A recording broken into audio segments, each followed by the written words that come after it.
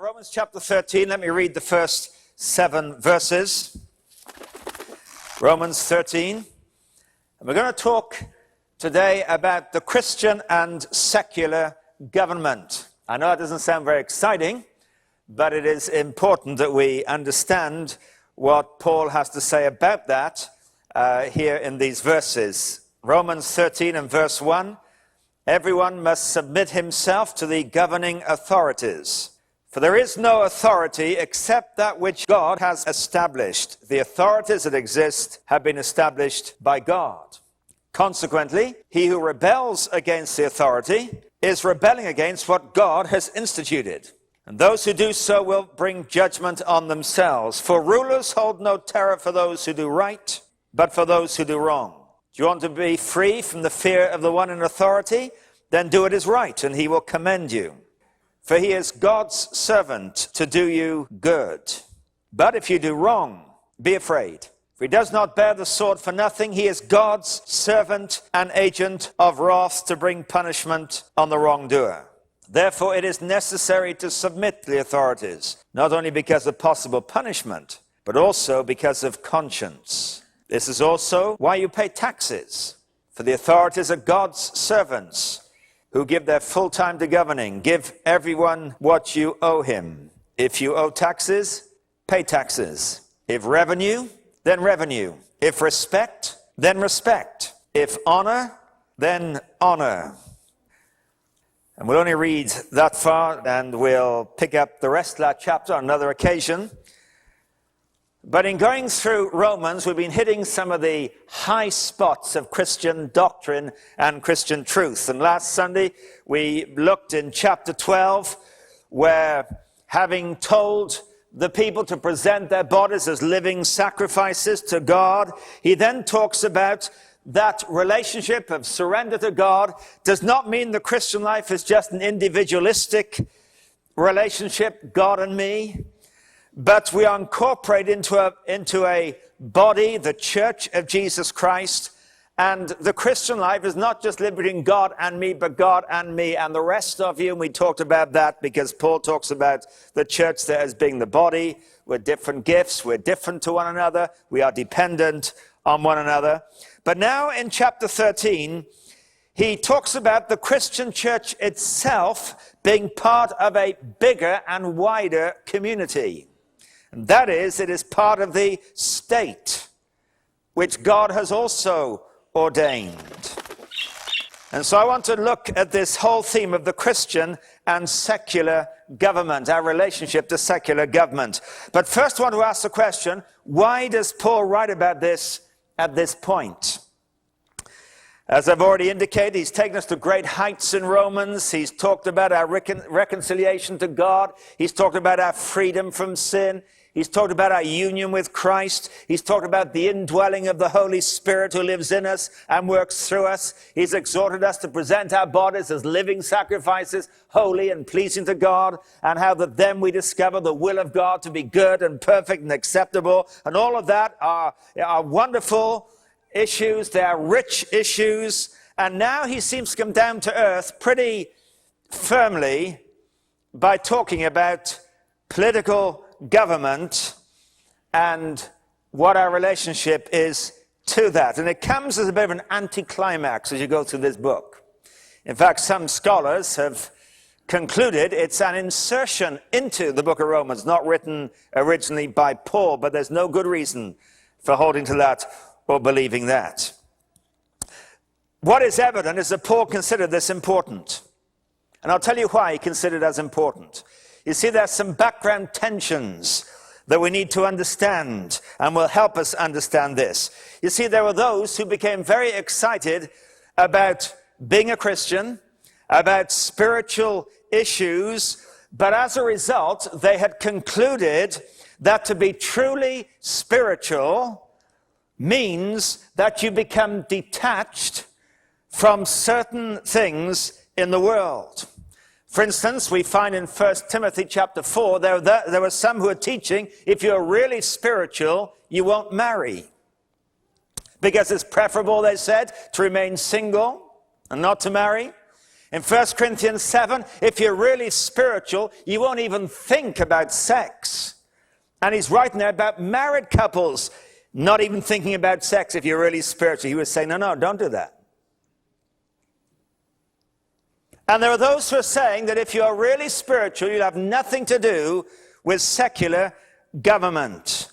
And that's why several times it was necessary in the New Testament to write to these new Christians and say, you better relate well to the governments under whose authority you live. For instance, in the book of Titus, chapter 3, Paul says to Titus, remind the people to be subject to rulers and authorities and to be obedient to them. Why? Because some were saying, this doesn't matter anymore.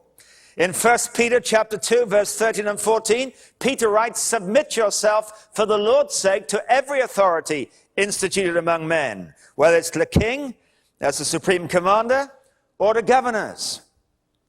Now, Peter was writing that letter in a time of great persecution against the church. And he's saying, you remind the people, submit yourselves to every authority and live in submission to it. Now, this is not a common problem today. In fact, if there's a problem today, it's the reverse. There is no distinction between what we might call worldly pursuits, very often, and godly pursuits. But by and large, there isn't a problem with this today, though some do take a detached view of state and government. I grew up in a background where that was the general view of things. That if you're a Christian, you didn't get involved in affairs of the state. It was based on a couple of verses. For instance, Philippians 3 and verse 20 says, our citizenship is in heaven. And the deduction from that statement that I grew up with was, therefore your citizenship is not on earth. Jesus said in John 18, my kingdom is not of this world. And so the deduction was, don't get involved in this world. So in the church in which I grew up, most people there would not vote. They wouldn't participate in government at any level. They wouldn't fight for their country. And I remember the first time I saw a Christian leaving a polling booth. I was in my mid-teens and I was shocked that a Christian had been voting for a government. Now, I'm happy to tell you I've never held that view, though that was the background in which I grew up. You'll get some weird ideas about my background when I refer to it from time to time. It all seems to be pretty legalistic. But that was their understanding, that if our citizenship is in heaven, it's not on earth. My father has never voted in an election in his life. My mother did once without my father knowing. She was very ambitious and brave. But on principle. But Christians are involved in the secular world, and we do relate to the governments that exist in our countries. Now, I want to talk about three things from these verses to you. First of all, government is ordained by God. We'll talk about that for a few minutes. Secondly, government is to be obeyed by us. We'll talk about that for a few minutes. And thirdly, government is to operate for our good. That's the third thing that Paul says in these verses. First of all, government is ordained by God. Let me read you some extracts here from verse 1. First of all, there is no authority except that which God has established. That's in the first part of verse 1. Second part of verse 1, the authorities that exist have been established by God. Verse 2, he who rebels against the authority is rebelling against what God has instituted. Verse 4, he, the authority, is God's servant to do you good. Verse 6, the authorities are God's servants. And what Paul is teaching there is that human government is actually a divine ordinance instituted by God, actually right back in the very beginning. Because in the book of Genesis, when God created, the first thing he said of humanity, Genesis 1:26, let us make man in our image and our likeness, and let them rule over the fish of the sea and the birds of the air, over the livestock and over all the earth, and over all the creatures that move along the ground. As the King James word there is, God gave human beings dominion over the earth, the right and the responsibility to rule over the earth. In Psalm 8 and verse 6, David is asking, what is man? Why does God make much of man? And he says this, you made him ruler over the works of your hands. You put everything under his feet. God ordained, it's a divine ordinance, that we should rule, that there should be government and authority in the affairs of human beings. And that's why he says here in chapter 13, the authorities that exist have been established by God. Now we need to ask the question, what exactly does he mean by that? The authorities have been established by God. Does it mean that individual personalities who exercise jurisdiction in each nation have been personally appointed by God? So the prime minister is God's choice of prime minister. The president of a country is God's choice of president. The king is God's choice of king. The queen is God's choice of queen. In other words, each individual has been personally appointed to office by God. I think not. I don't think that's what Paul is meaning. I'll tell you why. That would give sanction, of course, to every evil despot in the world. That would give sanction to every successful coup d'etat, which is a rebellion against authority in the first instance. That would give divine approval of every election result. What this means is that the principle of government is God ordained. That is, that the fact of government is a God-ordained structure for society. Now, how the details of government work out is a human affair. So if we live in a democracy, then the prime minister or the president is determined by the electorate. If you live in a monarchy, the king or the queen is determined by birth. If you live in a dictatorship, the leader is usually self-appointed or appointed, not elected, by a very select group of people. And we may have good government or we may have bad government. That's a human choice. We have the government we choose. But it's the principle of government that is God ordained, that there should be government is what God has ordained. And therefore we ought to have a constructive view of the state. The state is not the enemy of God. It is God's agent, Paul says several times. Its primary purpose, of course, is maintaining social order by providing security to the nation. That's one of its chief responsibilities. By the implementing and administration of justice in a nation. That's another of its prime responsibilities. And by facilitating the well-being of its people. And that is to ensure education, healthcare, law and order, and that kind of thing. And it's the principle that is God ordained. But there are limits to the role of government, the Bible tells us. See, Jesus said in Matthew 22, verse 21, render to Caesar what is Caesar's, and to God what is God's. In other words, there are some things that belong to Caesar, the Roman emperor. And if they belong to Caesar, give them to him. But there are other things that belong to God. He indicates there. It have nothing to do with Caesar. Now, Caesar does not hold jurisdiction over what belongs to God. I mean, what belongs to God? It's our worship of him. That the government should have no involvement in that. Our freedom to obey him, and this, of course, is a cherished freedom in our democratic nations, that we are free to worship and to obey. These are things that belong to God. But there are things that belong to Caesar, and Paul mentions a few of them here in these verses.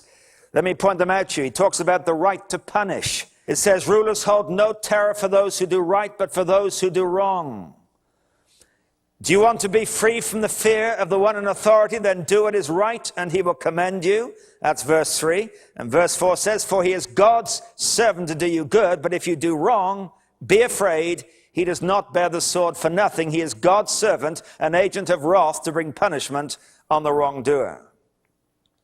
Now, this is part of the responsibility of government, to punish the wrongdoing, to establish laws, to create the boundaries that make for the security of the peoples living within each nation, and to have some form of punishment that addresses those who violate those boundaries, those laws. And this is a solemn responsibility of the state. We may wish it were not necessary, but it is. And we'll talk a bit more about that a bit later on as well. Secondly, says Paul, the government has the right to taxation.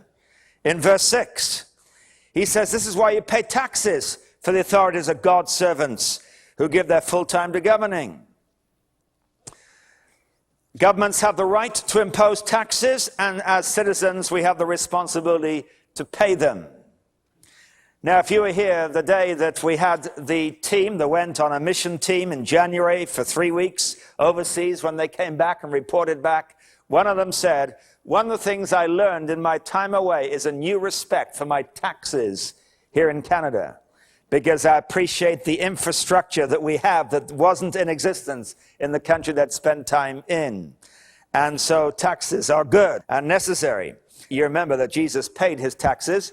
He fished and got a fish with a coin in his mouth, which is very convenient. But he paid his taxes. And he told his disciples to pay their taxes and give to Caesar what belongs to Caesar. But the third thing government have a right to, says Paul here, a right to punish, a right to taxation. They have a right to respect in verse 7. Give everyone what you owe him. If you owe taxes, pay taxes. And by the way, the chairman of our governance council is a tax collector, so we treat him very kindly.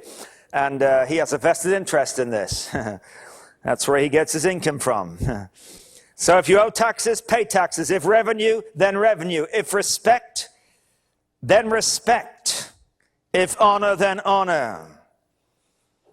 Leadership deserves respect. Now, some cultures are much more respectful than others. Some of you have come into the Western culture where respect perhaps is less than is in some cultures that you have come from. Though actually, having come here from Britain, we find a greater sense of respect here than we were experiencing in Britain, which is marvelous. And respect, according to my dictionary, is deferential esteem towards a person. And respect is a Christian virtue. Recognizing there are people whose job is not always good, leadership is never always comfortable, government is never easy, that we respect them, and they're entitled to our respect, and part of our respect is our submission to them, and as we're told to in 1 Timothy, our praying for them.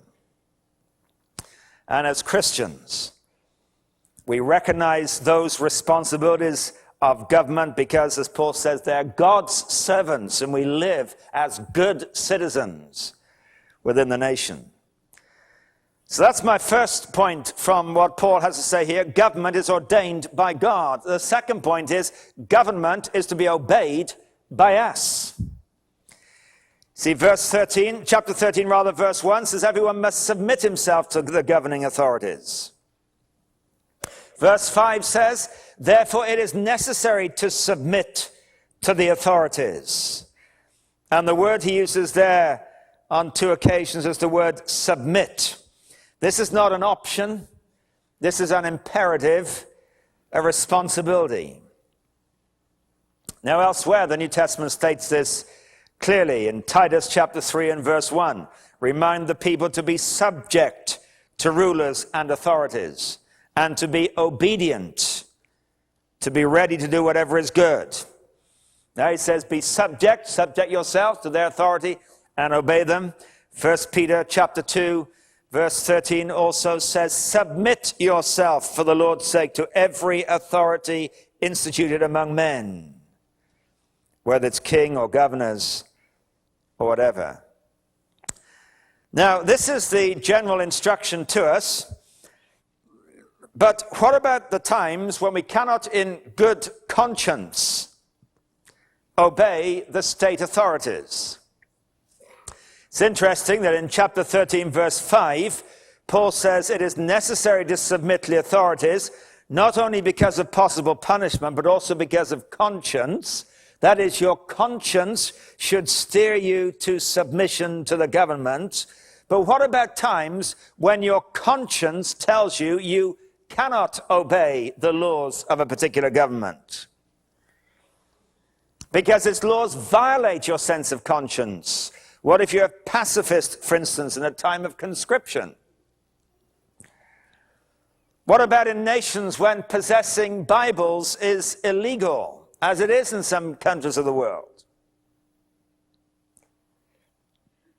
And your conscience says, I'm not free to obey this command.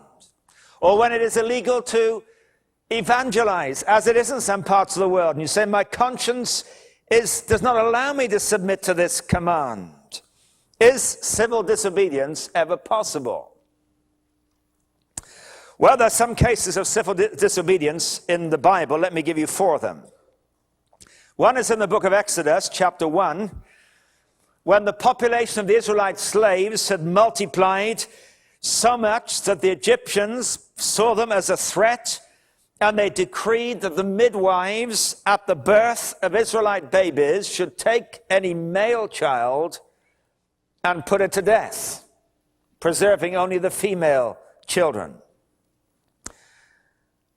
That was, of course, a barbaric instruction given by the Egyptian government under Pharaoh.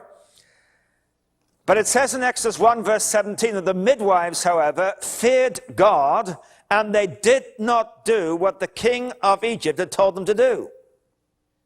They let the boys live. Now, they feared God and therefore disobeyed the instruction to kill baby boys.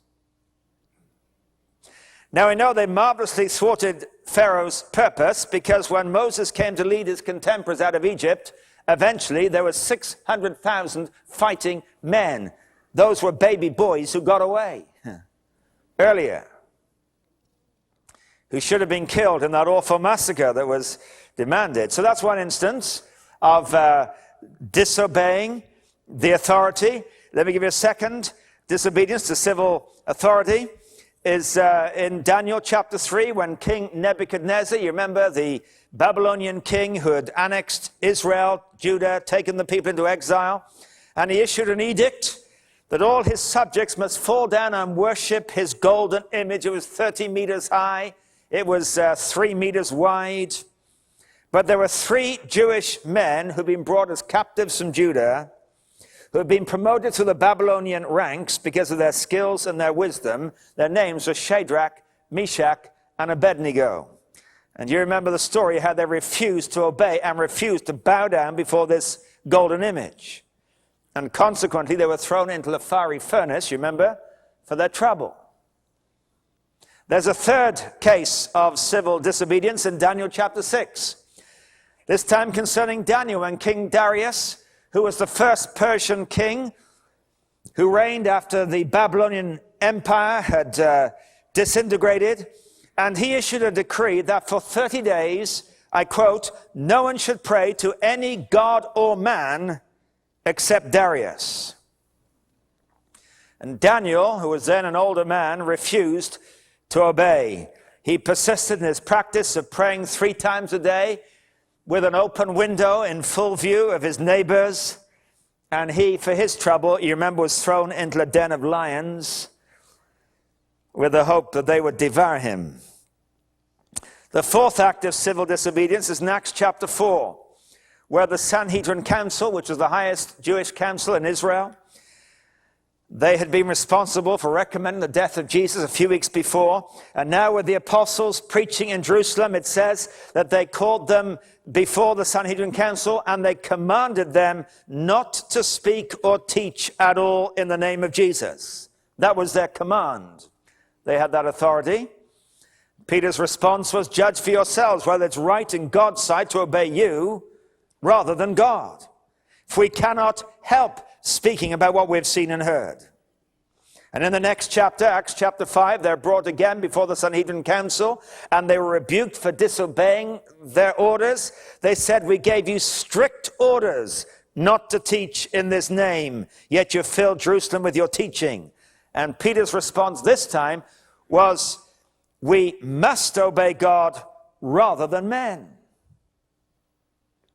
Now, here are cases of people who felt at liberty because of conscience to go against authority. In fact, they engaged in rank disobedience to authority.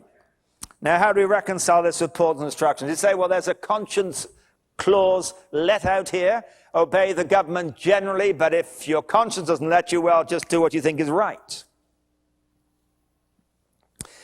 In each case, interestingly, these people were instructed to do that which was in disobedience to God, and so their motive, their response was not one of defiance of the government. Their response was one of submission to God. And that's important to recognize the difference. It wasn't defiance of the government, it was submission to what God had already told them.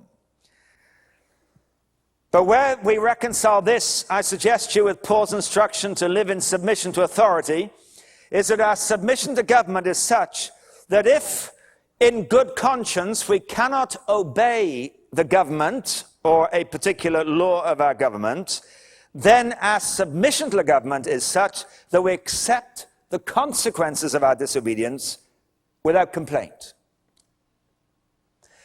In other words, our submission to government is such, if we disobey, we recognize the right of the government then to punish us without complaint. And actually, you go back to these stories in the Bible. We don't have any details of how the midwives were called to account in Exodus.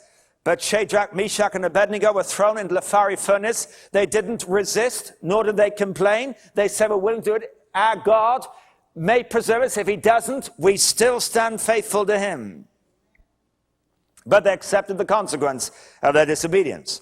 Daniel accepted the consequences of his refusal to not pray to God and was thrown into the den of lions, again without complaint. Peter and John and the other apostles, as a result of their disobedience, were thrown into jail, but not for one moment was there any sense that they resisted their arrest or complained about it and said, you have no right to do this. They recognized they had a right to do that. They had violated the authority, and the principle of authority is God ordained. In other words, there's no valid justification for anarchy at any point. If we do disobey, we live with the consequences of our disobedience. In fact, most of the early apostles, as you know, probably with the only exception of John, were martyred because of their obedience to God over against the instructions of the state. And that's why they were martyred, put to death, in some cases by the state. Now, I had to face this as a very real issue myself when I was a student. Because a friend and I decided that during our summer vacation, and we did this for 2 summers, we'd like to help some of the suffering Christians in the communist world in Eastern Europe and the Soviet Union. And we decided to smuggle Bibles into a number of Eastern European countries, which we did. We bought an old car. We had a false bottom put under the car, so it sat very low on the ground, but it was stuffed with literature. We had false compartments placed in the car at different places, and we took hundreds of Bibles and New Testaments. But we made several resolutions before we went. It was just the 2 of us. We decided these 3 things. We would do everything we could to conceal our purpose. That was the first thing we decided.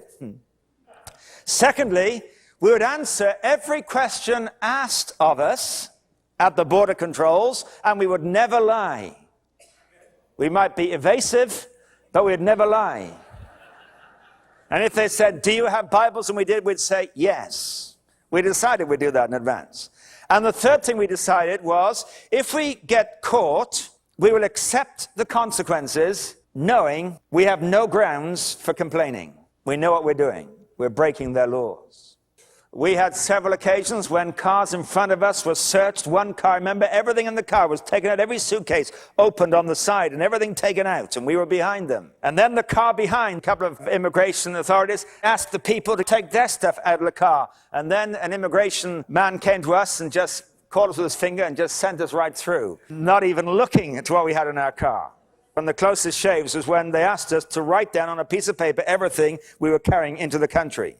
So we began to write a list of everything we had. We made the list, a long list, down about 6 sheets of paper. We wrote in untidy handwriting, and we wrote at the bottom of this long, long list, 60 Bibles, 44 New Testaments. So they handed the list, they began to read the top of the list, and just read through it, and then went very quickly to the second and third page. That's fine, off you go. By the time they got to the end of the page. They're bored. We only got refused entry once. I was in Czechoslovakia, and they gave us a big red stamp saying that we were no longer welcome in the country. And we actually had nothing in the car on that occasion. We were driving home, going through Czechoslovakia to meet some Christians in East Germany. They asked us some difficult questions. We're a bit suspicious. What have you been doing and where have you been?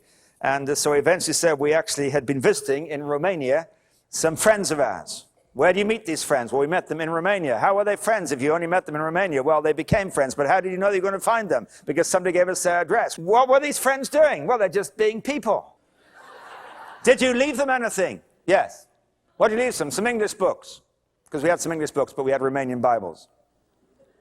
Anything else? Well, we left them a couple of Romanian books as well. What are the books about? Well, they're books about life.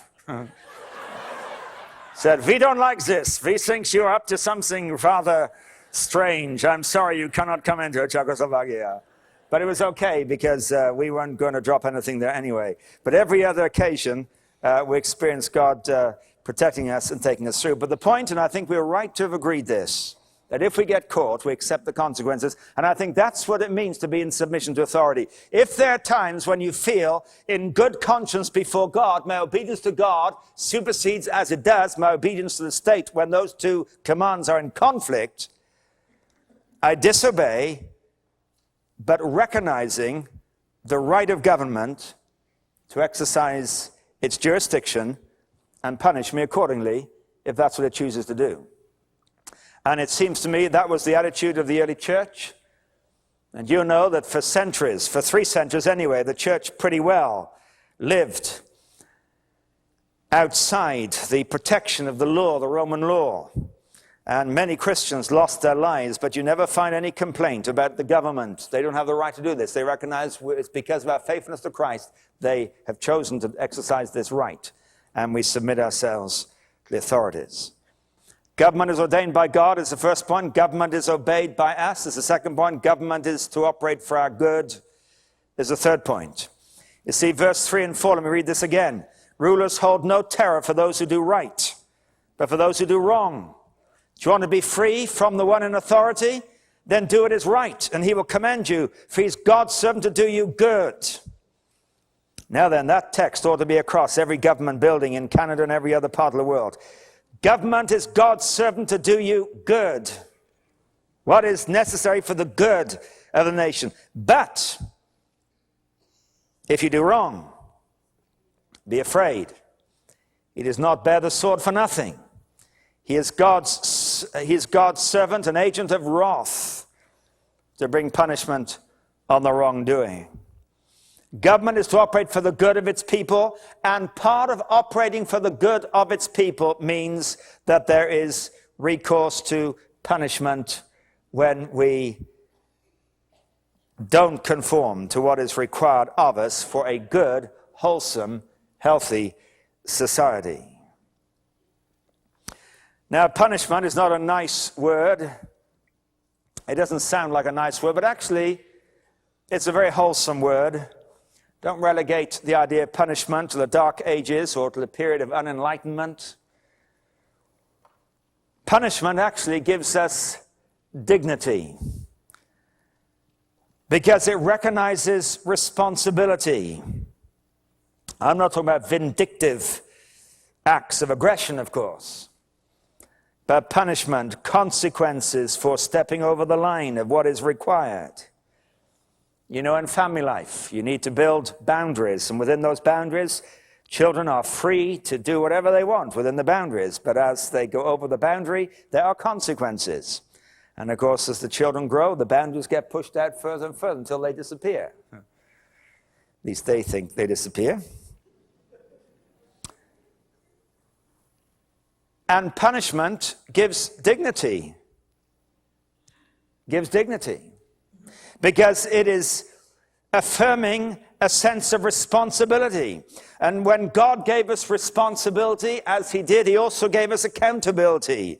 And if there was no punishment, there could be no real responsibility. Now, who has the responsibility to punish? Let me suggest 3. God has given government, first of all, the responsibility to punish. It may be national government.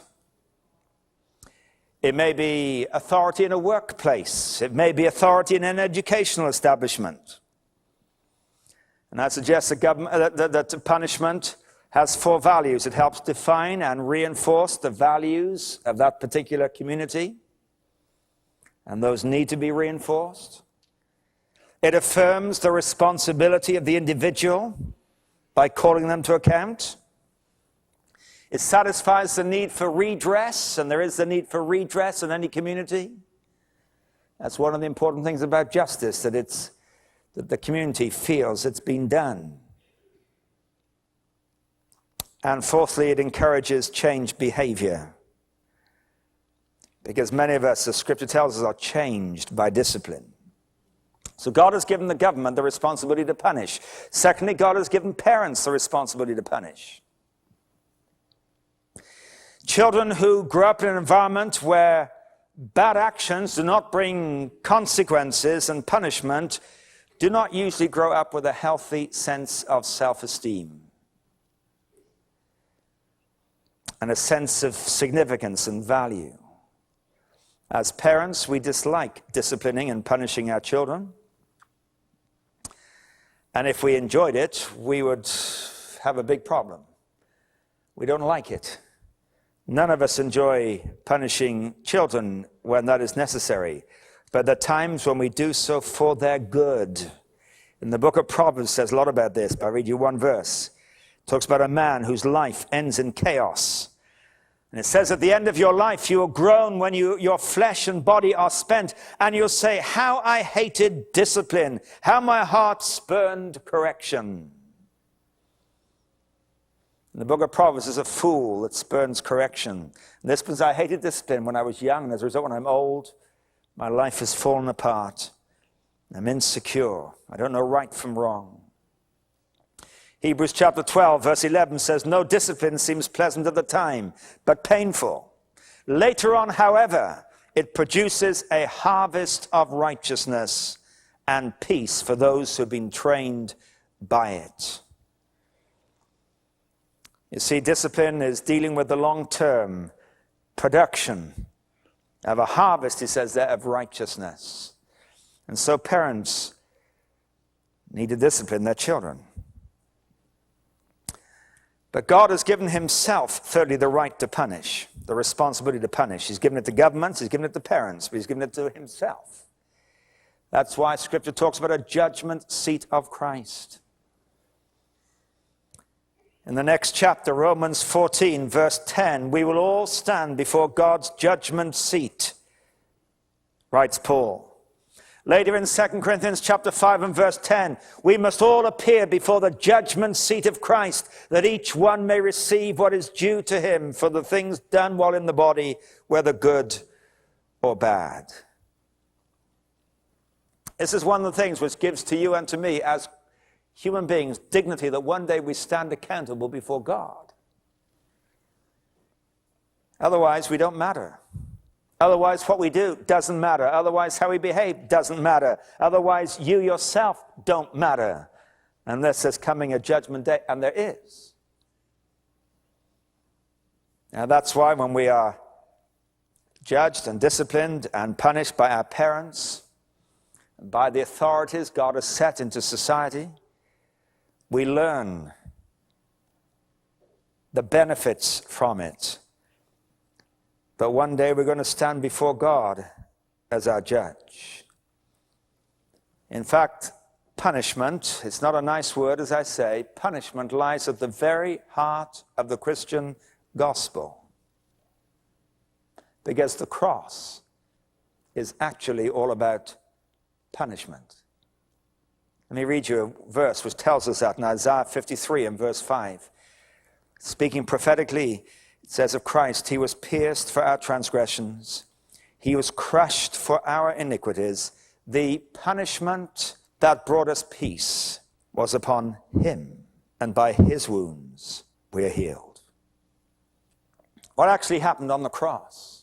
God, the judge, poured out his judgment on someone who was acting as your substitute and mine. And when you and I come to Christ in repentance and in humility and recognize our own need and guilt, and we say, Lord, I deserve your judgment, but I want to thank you for the cross. That is God punishing sin. Because punishment is a divine attribute, to punish. Because of the respect and the dignity and the responsibility that God gives to every human being. It's the integrity of God that demands justice be done. God, who is himself ordered, has ordered his creation. We know it's a fallen world. We know we get bad governments. There are bad governments. In a democracy, let's only blame ourselves for that, by the way, if that's what we feel.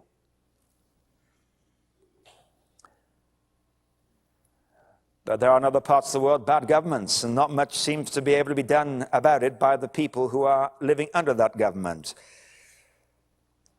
But although there are bad governments and good governments, God ordained the principle of government. We might be accountable.